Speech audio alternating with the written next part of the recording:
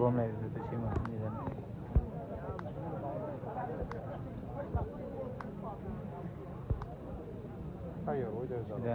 và quay xe lăng tiếng á quay xe là gì thế này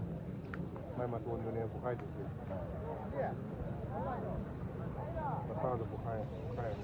là số nữa phải sao tao cái thứ này sai thế này gì mình lấy cái này hay siêu không như thế tao ấy thì ngã tao đi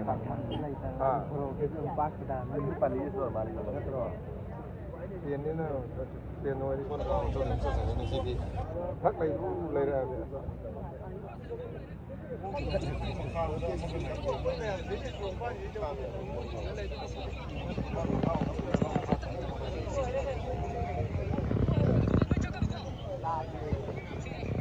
Ai